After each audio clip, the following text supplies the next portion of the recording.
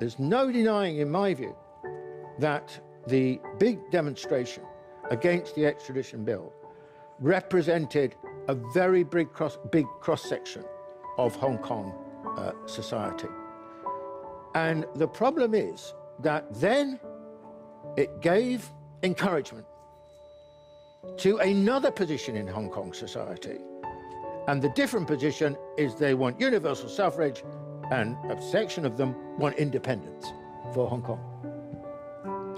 And they are pursuing their objectives in a violent way which no government in an advanced country can tolerate. This is inexcusable. And I think one of the great tasks here is to find the ways to isolate these sections and move Hong Kong opinion away from that position. I mean, I really don't think these young, excuse the expression, kids represent the mainstream of Hong Kong opinion. I think it would be quite wrong for us to think in these terms. Now, this brings me to the deeper questions. I think that there's a feeling of displacement. Over in 1997, the Hong Kong economy was roughly 1/3 of the size of the Chinese economy. Today, it is less than 3% of the size of the Chinese economy. In other words, there's been an extraordinary shift in the center of gravity away from Hong Kong towards China. And it is stark, actually, for Hong Kong, because perhaps the best exemplar of this transformation in China is just over the border in Shenzhen, which in 1978 was just a fishing village. And Hong Kong was much richer and riding high and all the rest of it. And today, it's complete role reversal. Shenzhen is perhaps the most remarkable city in the world. In some ways, the most advanced city in the world. And what's happened to Hong Kong? I would suggest that by and large, the difficulty is that Hong Kong is relatively stuck. It did have a role, but it feels in many senses as if it's lost that role.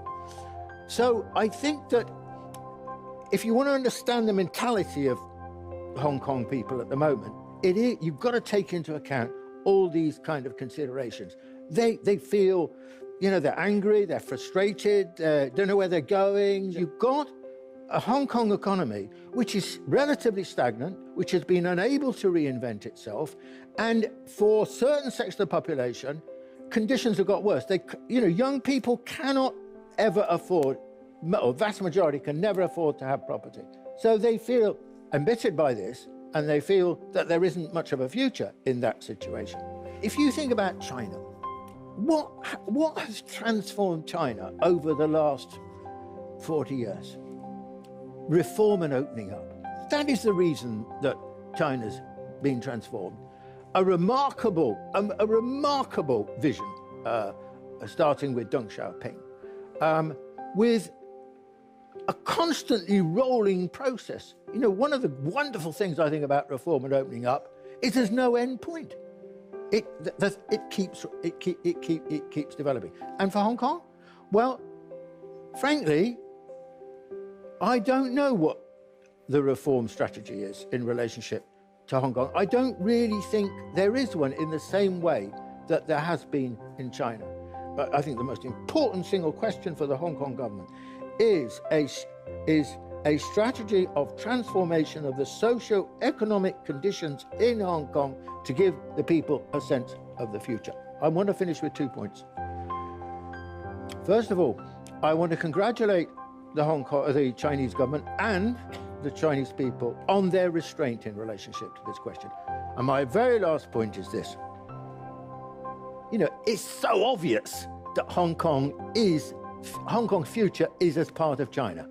I mean, what else can it be? I mean, these kids are kind of out of their minds. Independent Hong Kong?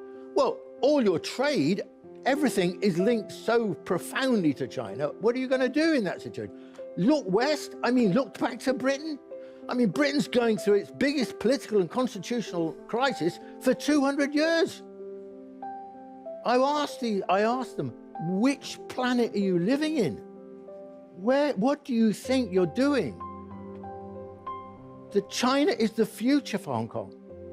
And with those words, I've finished. Thank you.